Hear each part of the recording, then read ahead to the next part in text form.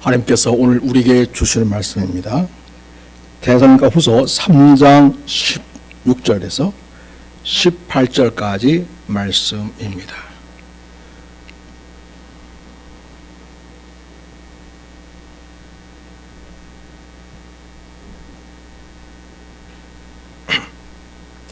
제가 말씀을 받들어 읽겠습니다. 평강의 주께서 지 때마다 일마다 너희에게 평강을 주시고 주께서 너희 모든 사람과 함께 하시기를 원하노라. 나 바울은 친필로 문안하노니 이런 편지마다 표시로서 이렇게 쓰노라. 우리 주 예수 그리스도의 은혜가 너희들에게 있을지어다. 아멘. 저는 그 16절 말씀 우리 같이 한번 천천히 읽겠습니다. 16절 말씀입니다. 평강의 주께서 친히 때마다 일마다 너에게 평강을 주시고 주께서 너희 모든 사람과 함께 하시기를 원하노라. 아멘.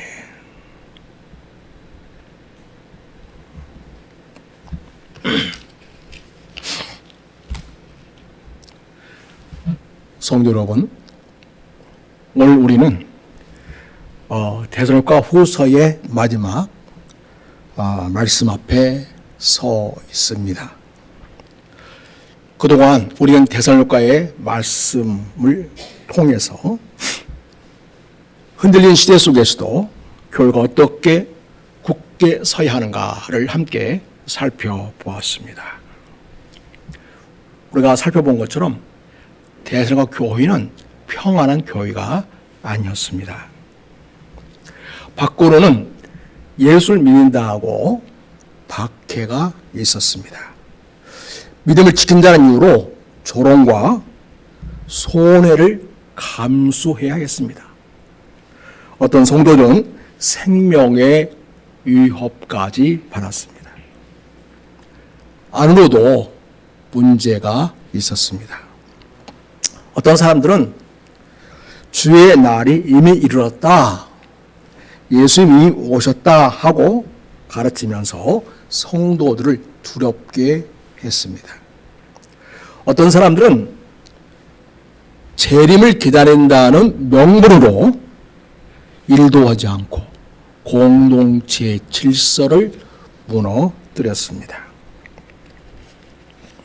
그래서 바울은 편지에서 내내 이렇게 권면했었습니다. 흔들리지 마라. 굳게 서라.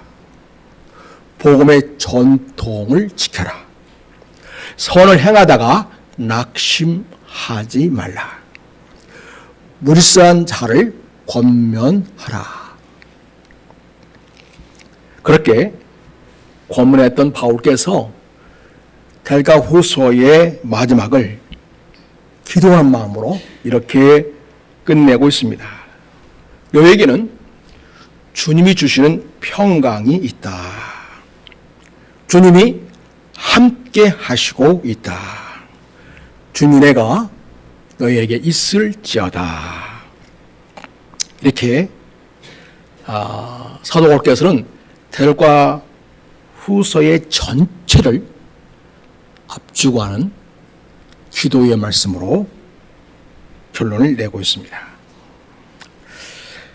환난 중에 있는 성도들에게 평강의 주임을 붙들라고 말씀하십니다. 힘든 삶 속에서 살아가고 있는 성도들에게 주님이 함께하고 있음을 붙들라고 말합니다. 실패와 연약함이 있지만 그리스도 은혜로 다시 일어나라고 말씀하십니다. 오늘 말씀을 통해서 우리 큰 사랑 가족들도 주님의 평강, 그리고 주님의 임재, 그리고 주님의 은혜로 끝까지 굳게 서는 성도 여러분 줄 수 있기를 바랍니다. 우리는 종말의 시대를 살아가면서 자, 첫째로 오늘 말씀을 통하여 우리에게 주시는 말씀의 내용은 첫째로 평강의 주님께서는 친히 모든 때와 모든 형편에서 평강을 주신다는 것을 꼭 기억해야 한다는 것입니다. 여러분 16절을 보십시오. 평강의 주께서 친히 때마다 일마다 내게 평강을 주시고 이렇게 말씀하고 있습니다. 바울 사도는 여기서 예수님을 평강의 주님으로 그렇게 부르고 있습니다. 평강은 단순히 마음이 편한 게 아닙니다. 이 성경의 구약 성경의 살롬과 같은 뜻인데요. 하나님과의 관계가 회복되고 그 삶이 하나님 아래 통치 아래에 놓이는 온전한 상태, 바로 그것이 샬롬이고 평강입니다. 대과 교회는 여전히 박해를 받고 있었습니다. 거짓 종말론도 아직 사라지지 않았습니다. 교회 안에서는 무질서가 남아 있었습니다. 그런데 바울은 문제가 모두 해결된 뒤에 평강이 온다 이렇게 말하지 않습니다. 오늘 평강의 주께서 친히 평강을 주시기 원한다 이렇게 이야기합니다. 그래서 특별히 친히 평강을 주신다 이 말이 참 중요한데요. 친히 이것은 평강은 사람이 만들어내는 것이 아니라는 것입니다. 환경이 주는 것도 아닙니다.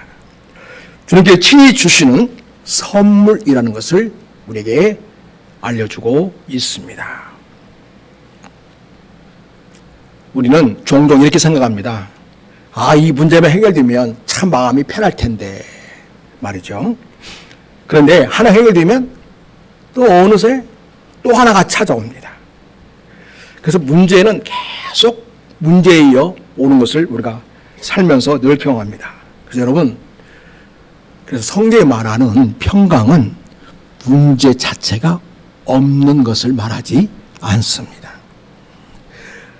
문제가 있는 상황에서도 하나님께 다스림을 받는 삶을 말합니다. 여러분, 우리 16절 말씀 같이 읽겠습니다.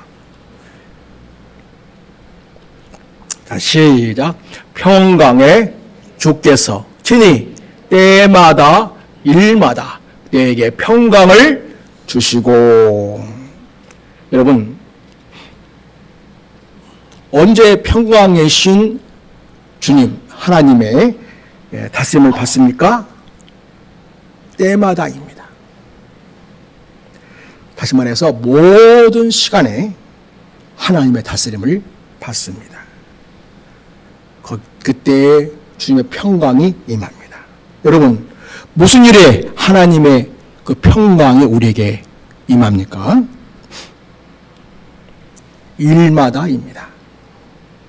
일마다는 모든 형편을 말합니다. 거기에 주님의 평강이 임합니다. 길이 열렸을 때뿐만 아니라 막혀 있어 보이는 때에도 우리를 다스리시는 주님을 신뢰하면 주님께서는 우리에게 평강을 주십니다. 성도님들, 평강이신 주님의 다스림을 받는 삶이란 어떤 모습일까요? 어떤 가정에 한 성도가 건강검진을 받았습니다. 그런데 추가 검사를 받으라고 의사가 말합니다. 결과를 기다리는 동안에 인터넷으로 질병을 검색해 봤습니다. 검색하면 검색할수록 불안감이 더 커졌습니다. 그런 어느 날부터 가족들이 저녁마다 말씀을 읽고 기도하기 시작했습니다. 처음에는 이렇게 기도했습니다. 하나님, 아무 병도 아니게 해주십시오. 이렇게 기도했습니다. 시간이 지나면서 기도가 좀 달라졌습니다. 주님, 어떤 결과가 나오더라도 주님이 함께 하심을 믿게 하소서. 아직 검사 결과가 나오지 않았습니다. 상황은 그대로였습니다. 그러나 가족들의 마음은 달라졌습니다. 두려움보다는 하나님의 말씀을 더 붙들기 시작했습니다. 이것이 때마다, 일마다 우리 주님이 주시는 평강입니다. 평강은 내일의 결과를 아는 데서 오는 것이 아닙니다. 내일을 아시는 주님께서 오늘을 우리가 맡기는 데에서 오게 됩니다. 사랑하는 성도 여러분, 오늘 우리의 마음을 다스리는 것은 무엇입니까? 걱정입니까? 사람들의 말입니까? 늘 들려오는 누스거리입니까? 아니면 평강의 주님이십니까? 예수께서는 말씀하셨습니다. 자, 요한복음 14장 27절입니다. 같이 읽겠습니다. 자, 시작. 평안을 너에게 끼치노니 곧 나의 평안을 너에게 주노라. 여러분, 세상에 주는 평안은 조건이 무너지면 함께 무너집니다. 그러나 예수님께서 우리에게 주시는 평안은 예수님이 십자가에서 이루신 화목 위에 세워진 평안입니다. 그래서 우리는 더 이상 하나님의 진노 아래에 있는 사람들이 아닙니다. 우리는 그리스도 안에서 의롭다 하심을 받은 하나님의 자녀들입니다. 그러므로 성도는 환난이 없기 때문에 평안한 사람들이 아닙니다. 환난보다 크신 주님을 믿기 때문에 평안을 누리는 사람입니다. 여러분, 그런데 평강을 주시는 주님은 멀리 계신 분이 아니십니다. 예수님은 친히 지금 여기에 그리고 영원토록 우리와 함께 하십니다.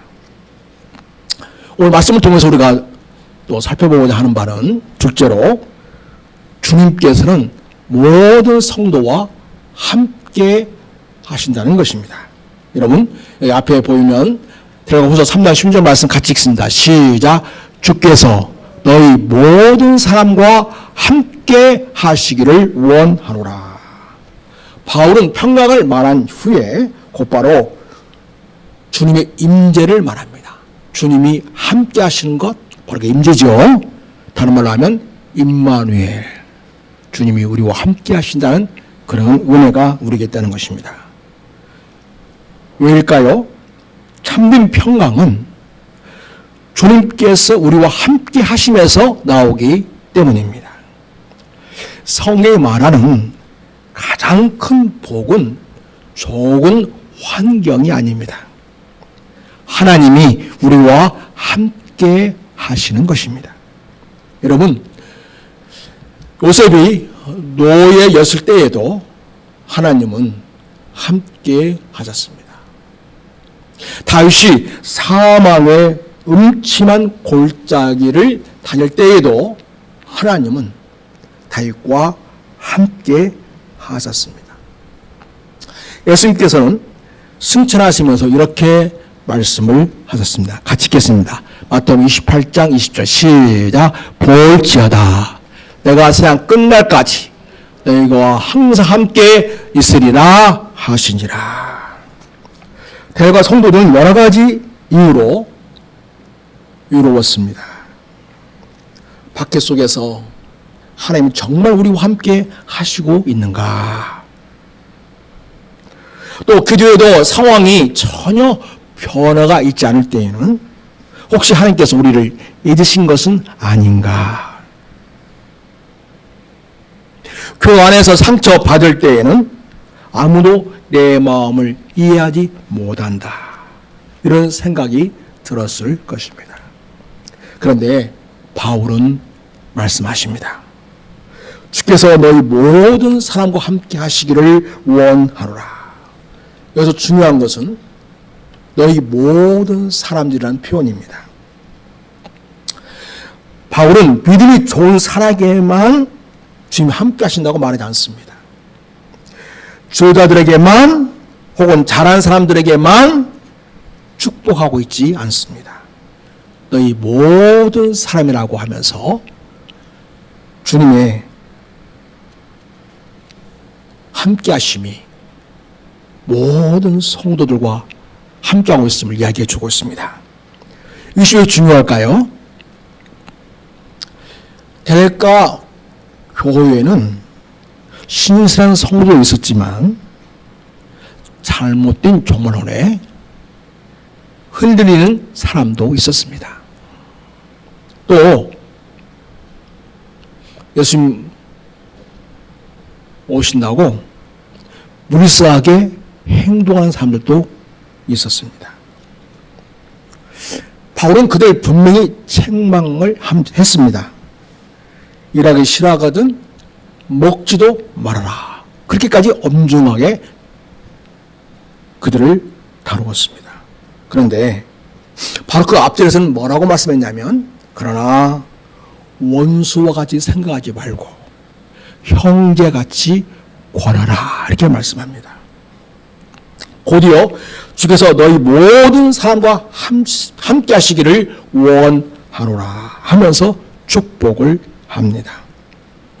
이게 바로 복음입니다. 죄는 책망합니다. 그러나 사람을 포기하지 않습니다.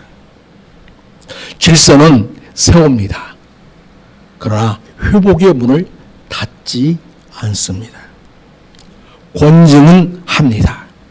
그러나 원수로 만들지는 않습니다. 이것이 바로 복음 공동체입니다. 어느 교회에서 중요한 사역을 결정하는 과정에서 큰 갈등이 생겼습니다. 한쪽은 지도자들이 성도들에게 그들의 의견을 무시했다고 생각했습니다. 다른 쪽에서는 일부 성도들이 확인해주지도 않는 소문들을 퍼뜨렸다고 생각했습니다. 그러면서도 사람들은 당사자과는 이야기하지도 않았습니다. 그러니까 소문만 무성해지고 오해에 오해만 더 불어난 것입니다. 자기와 가까운 사람들에게만 억울하다고 힘들다고 이야기해왔던 것입니다. 시간이 흐를수록 사실보다 이런저런 말들만 더 무성해졌습니다. 예배 때에도 서로 눈을 맞추지 않았습니다. 결국 지도자들이 한자리에 모든 당사자들을 모이라고 했습니다. 먼저 직접 확인한 사실을 함께 이야기 나눴습니다. 그리고 전에 들은 말, 내가 직접 들은 게 아니라 전에 들은 말이 무엇인지를 가렸습니다.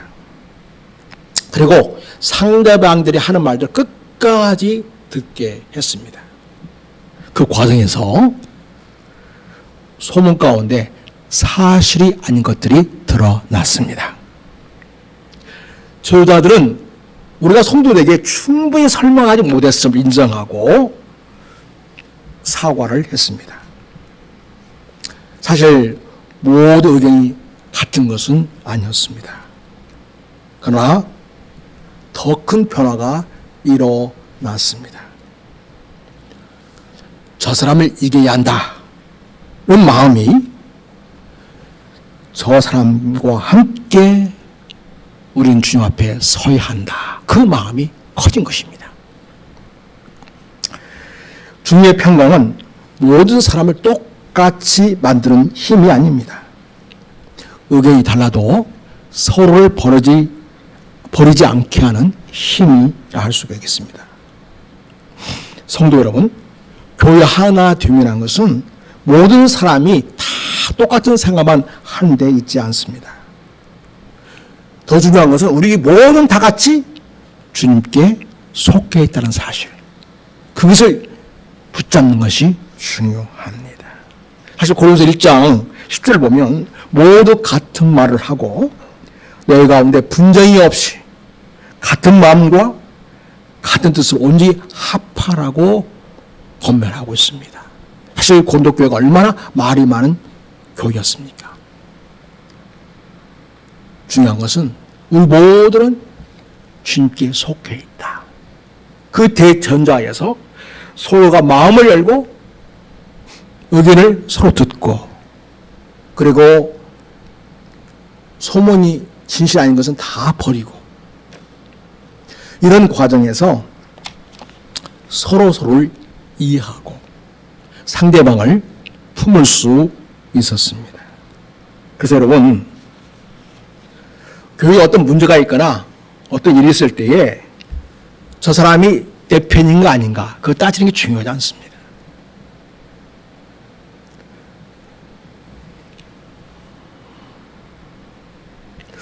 많은 사람들은 나와 다른 사람 만나면 이 사람을 어떻게 처치하지? 어떻게 없애지? 이런 생각들을 많이 합니다. 그러나 우리 그리스도인들은 어떻게 진리를 바로 세우면서도 이 형제를 다시 회복할 것인가, 세울 것인가, 바로 그것을 고민하고 기도합니다. 여러분, 복음 공동체는 잘못을 모른 채 하는 그런 공동체가 아닙니다.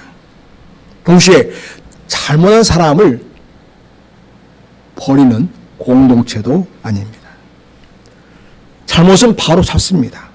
그러나 사람을 다시 바로 세웁니다. 왜냐하면 주님께서 너희 모든 사람과 함께 하신다는 이 진리를 우리는 믿기 때문입니다. 물론 이것은 죄를 가볍게 여기란 말은 아닙니다. 주님의 임재, 우리 함께 하심이라는 것은 죄를 묵인하는 임재가 아닙니다. 우리를 거룩하게 변화시키는 임재입니다. 주님이 함께 하시기에 우리는 죄를 버려야 합니다.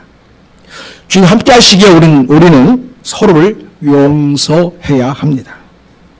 주님 함께 하시기 때문에 우리는 공동체의 질서를 세워야 합니다. 그러므로 성도에게서 가장 중요한 질문은 내 형편이 어떻게 될 것인가? 그것이 아니라 나는 지금 주님과 동행하고 있는가? 바로 그것이어야 합니다. 주님 함께 걷는 사람들은 이루어도 버림받지 않습니다. 사람이 몰라 주어도 우리 주님이 아십니다.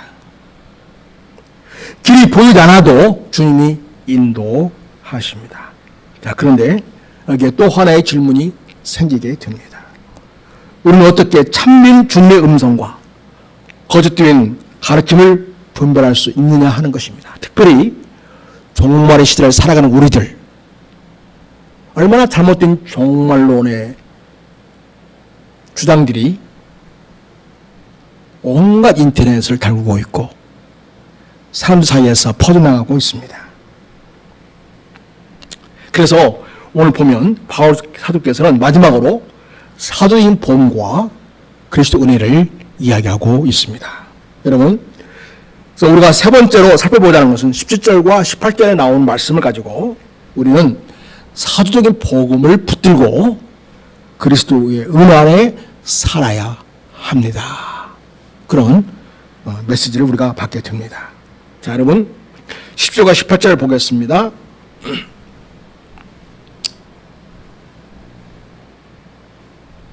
같이 읽습니다. 나 바울은 친필로 문안하노니 이는 편지마다 표시로서 이렇게 쓰노라.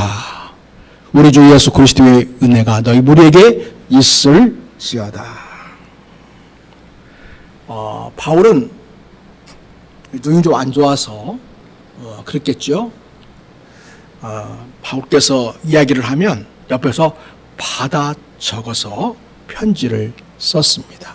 그런데 오늘 데살로니가 후서를 쓰면서 맨 마지막에는 당시 직접 쓴 것입니다. 왜 그렇게까지 했을까요? 그 당시에는 교인들 중에는 거짓말하는 사람들이 있었습니다. 자기들이 직접 바울에게서 오는 편지를 봤다, 그렇게 주장하는 사람들이었습니다. 그 편지 어떤 편지일까요? 조작된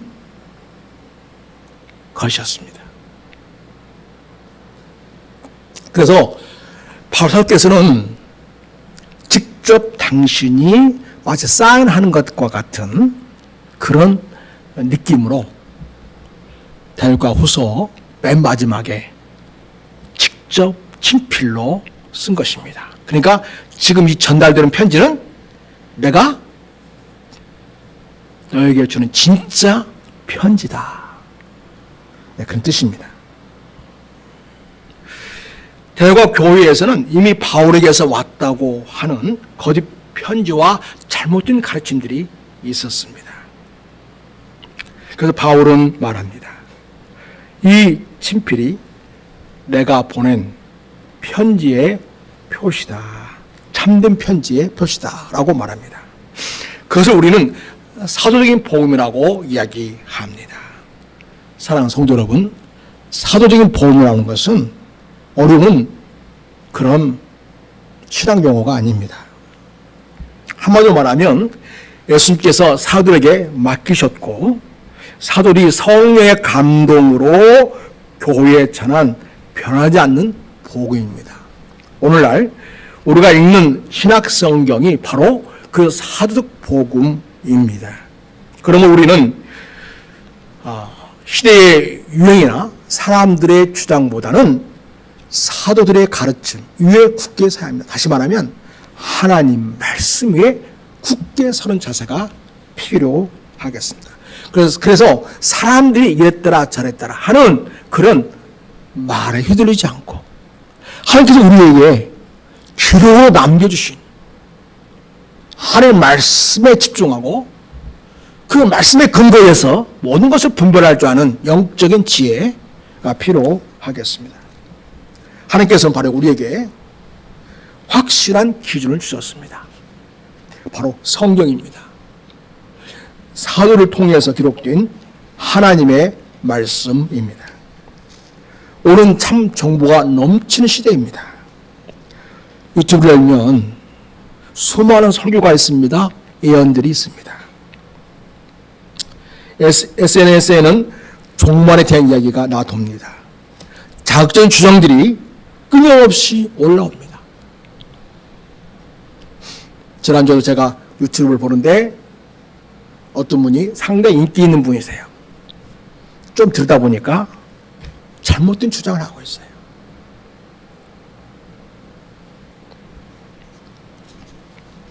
되게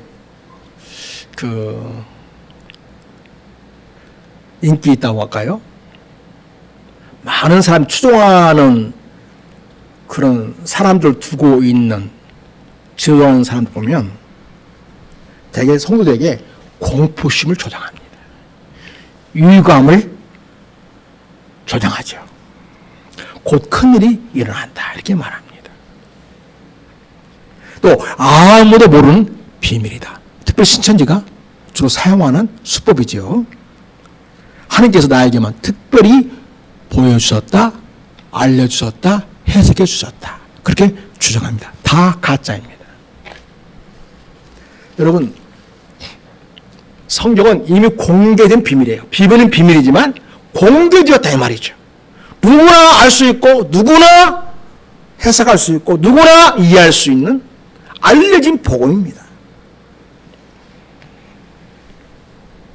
특정된 자기에게만 알렸다고 하는 사람들은 그 듣는 사람들의 눈을 가리고 결국은 자기만 추종할까 함으로써 종교적 양력을 행사하고 그리고 그들로부터 많은 금전적 이득을 취득하려는 악의적인 그러한 사람들이 많이 있습니다. 이런 말들은 사람들의 관심을 끌지만은 성도들은 무슨 새로운 말이라고, 새로운 예언의 해석이라고 따라가면 안 됩니다. 그래서 여러분, 우리는 반드시 물어야 합니다. 규칙이 이렇습니다. 보여주세요. 방송실. 자, 이 가르침은 성경과 일치하는가? 두 번째, 자기를 높이고 있는가? 예수 그리스도를 높이는가? 사람을 두려움으로 조종하는가? 아니면 복음 안에서 자유하게 하고 있는가? 성도들을 방임하게 하고 그 자기들 안에만 있으면 아무 문제 없는 것처럼 그렇게 하면서 사람들을 유도하는가? 아니면 생활 속에서 책임 있는 삶을 사는 자로 그들을 이끌고 있는가? 이런 기준을 보면 이단인지 아닌지, 가짜인지 진짜인지 우리가 분별할 수 있습니다. 성도 여러분, 대노가의 교회의 무질서는 잘못된 종말론에서 시작되었습니다. 재림을 기다리는 이유로 책임을 버렸습니다. 그러나 참된 복음은 현실을 떠나게 하지 않습니다. 오히려 오늘 현실을 더욱 충실하게 살게 합니다. 가정에서 책임을 다하게 합니다. 직장에서 성실하게 일하게 합니다. 선행하다가 낙심하지 않게 합니다. 그런데 바울은 마지막으로 다시 한번 은혜를 선언합니다. 여러분 18절입니다. 마지막 절 우리 같이 크게 읽습니다. 크게 시작. 우리 주 예수 그리스도의 은혜가 너희들에게 있을지어다. 아멘. 왜 마지막이 은혜로 끝나고 있을까요? 그동안 데살로니가서에서는 많은 명령들이 있었어요. 많은 교훈들, 많은 명령들이 있었습니다. 여러분 굳게 서야 합니다. 성도 여러분 인내해야 됩니다. 성도 여러분 분발해야 됩니다. 성도 여러분 책임 있게 살아야 합니다. 선을 행해야 됩니다. 낙심하지 말아야 됩니다. 이 말씀을 듣다 보면 우리 이런 생각이 들 수도 있습니다. 내가 과연 끝까지 잘 해낼 수 있을까 하는 것이죠. 자, 그런데 그런 두려움에 사로잡힐 수 있을 것을 염려해서 사도 바울은 우리에게 마지막 은혜를 선언하고 있습니다. 여러분, 우리의 신앙은 우리의 결심으로 유지되는 것이 아닙니다. 주님의 은혜, 그리스도의 은혜로 유지가 되는 것입니다. 성도 여러분, 이 은혜는 책임을 면제하거나 없애는 것이 아닙니다. 오히려 진정한 은혜는 뭐냐? 말씀의 은혜를 받고 성령의 충만을 받고서 오늘 각자에게 주어진 책임을 오히려 성실하게 충성하게 잘 감당하는 능력을 줍니다. 여러분, 한 직장에서 한 직원이 반복해서 중요한 실수를 했습니다. 옆에 있는 동료들은 그 사람 내보내야 된다고 이야기합니다. 그러나 책임자는 그렇게 하지 않았습니다. 실수를 분명히 지적해 주었습니다. 그러나 왜 같은 실수가 반복되고 있는지 함께 살폈습니다. 그리고 업무를 다시 새롭게 가르쳤습니다. 점검할 수 있는 점검표를 가지고 체계를 만들어 주었습니다. 몇 달 후에 그는 가장 성실한 직원 가운데 한 사람이 되었습니다. 여러분, 교회에서도 마찬가지입니다. 좀 부족하다고, 실수했다고 우리가 사람을 버리려고 해서는 안 됩니다. 여러분, 은혜는 잘못을 덮어버리는 것이 아닙니다. 은혜는 잘못된 사람을 하나 앞에 바로 다시 세우는 능력입니다. 예수께서 우리의 죄를 가볍게 여기지 않으셨습니다. 오죽했으면 주님께서 십자가에서 그 족값을 대신 감당해 하셨겠습니까? 그리고 우리를 용서하신 후에 성령을 보내셔서 새로운 삶을 살게 하셨습니다. 그러므로 은혜를 받은 사람들은 이제 내 마음대로 살아도 된다, 그렇게 말하지 않습니다. 이 큰 은혜를 받았으니 나는 이제 주님을 기쁘시게 하는 삶을 살아야겠다, 그렇게 고백합니다. 그래서 여러분, 디모데후서에서 1장을 보면 은혜와 평강으로 시작했었습니다. 그리고 오늘 3장에서는 또 은혜로 끝나고 있습니다. 처음도 은혜요, 마지막도 은혜입니다. 우리의 믿음도, 우리의 인내도, 우리의 순종도, 우리가 끝까지 서는 것도 모두 주님의 은혜입니다. 사랑하는 성도 여러분, 우리는 오늘 데가후서의 마지막에 도착했습니다. 이 편지는 흔들린 교회에 보내진 편지였습니다. 환란이 있었습니다. 거짓 가르침이 있었습니다. 공동체의 물세도 있었습니다. 그러나 바울께서는 마지막에 세 가지를 말하고 있습니다. 평강입니다. 주님의 임재입니다. 그리고 그리스도의 은혜입니다. 여러분, 우리 교회가 끝까지 설 수 있는 가장 중요한 이유는 우리의 믿음이 강하기 때문이 아닙니다. 우리의 판단이 완전하기 때문도 아닙니다. 평강의 주님이 우리를 다스리시기 때문입니다. 주께서는 지금도 우리와 함께 하시고 있습니다. 그래서 은혜가 끝까지 우리를 붙드시기 때문입니다. 그러므로 어려운 중에 있을 때 환난 가운데서 평강의 주님을 바라보시기 바랍니다. 성도 여러분, 어려울 때에 함께 하시는 주님을 믿으십시오. 미국의 시대에 하나님의 말씀을 굳게 붙잡으십시오. 넘어졌을 때는 주님의 은혜를 붙잡고 다시 일어서십시오. 그리고 다른 사람이 넘어졌을 때에도 포기하지 마십시오. 잘못은 바로 잡되 사람은 끝까지 세워주는 우리가 되기를 바랍니다. 우리 교회가 평강을 누리는 교회, 주님의 임재를 경험하는 교회, 은혜로 서로를 세워주는 교회가 되기를 바랍니다. 평강의 주님께서 친히 우리에게 평강을 주십니다. 주께서 우리 모든 사람과 함께 하시고 있습니다. 우리 주 예수 그리스도의 은혜가 여기는 우리 모두에게 있습니다. 사랑하는 성도 여러분, 우리의 믿음은 우리의 결심으로 이루어지지 않습니다. 주님께 주시는 평강이 우리를 붙드십니다. 사도의 복음이 우리의 길을 비춥니다. 예수 그리스도 은혜가 우리를 끝까지 인도하십니다.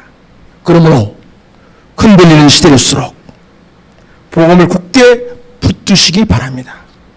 그 복음 위에 설 때 교회는 끝까지 무너지지 않게 됩니다. 이 평강과 주님의 임재와 그리스도의 은혜로 흔들린 시대 속에서도 끝까지 굳게 서는 저와 우리 성도 여러분이 되시기를 우리 주 예수 그리스도의 이름으로 축원합니다. 다 같이 한번 기도하겠습니다. 합심기도 제목을 보고 같이 기도하겠습니다. 우리 같이 읽겠습니다. 자, 시작. 첫째, 평강의 주님을 바라보게 하소서. 자, 둘째, 주님의 임재 안에서 서로를 품는 교회가 되게 하소서. 자, 셋째, 사회적 복음과 그리스도의 은혜로 굳게 서게 하소서. 여러분, 이 제목 가지고 우리 뜨겁게 한번 같이 기도하겠습니다. 주여 한번 하겠습니다. 주여, 하나님 아버지, 오늘 말씀을 통하여 다시 한번 우리를 주님 앞에 세우시니 감사합니다. 우리 주님을 바라보길 원합니다. 환경의 문제, 우리의 마음을 뺏기지 않기를 원합니다. 모든 때와 모든 형편에서 평화의 주님을 신뢰하는 우리가 되길 원합니다. 우리 가정의 건강 문제, 사랑하는 자녀의 문제, 경제 어려움을 주님께 맡깁니다. 결과가 보이기 전에도 주님의 평강으로 살게 해주시기 원하옵나이다. 주님, 우리 사랑하는 성도들이 주님 임재 안에서 서로를 품는 교회가 되게 해주시기 원합니다. 교회 안에서 서로를 쉽게 판단하지 않게 하시고 원수로 여기지 않게 하시고 잘못은 사랑으로 바로잡되 사람은 포기하지 않는 봉사가 되기를 원합니다. 상처 오해가 있는 관계에 주님께서 화해와 회복을 이루어 주시기를 원하옵나이다. 주님, 저희가 사회적 보험과 그리스도의 은혜로 굳게 서기를 원합니다. 거짓정부의 미혹에 넘치는 시대 속에 하나님의 말씀으로 분별하게 하시고 은혜를 책임, 회피의 구슬로 삼지 않게 해주시기 원합니다. 그리스도의 은혜를 힘입어 가정과 교회와 일터에서 성실히 순종하고 선을 행하다가 낙심하지 않게 해주시기를 원합니다.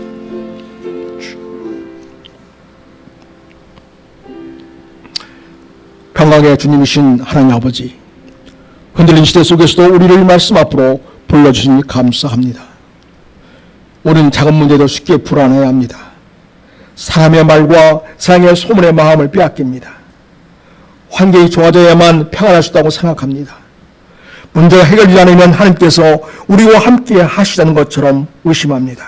주님, 오늘 불쌍히 여겨 주십시오. 평강의 주께서 진입 때마다 일마다 우리에게 평강을 주시기 원합니다. 건강의 문제 가운데 평강을 주시고 경제의 어려움 가운데도 평강을 주옵소서. 자녀를 염려하는 부모들의 마음에 평강을 주옵소서.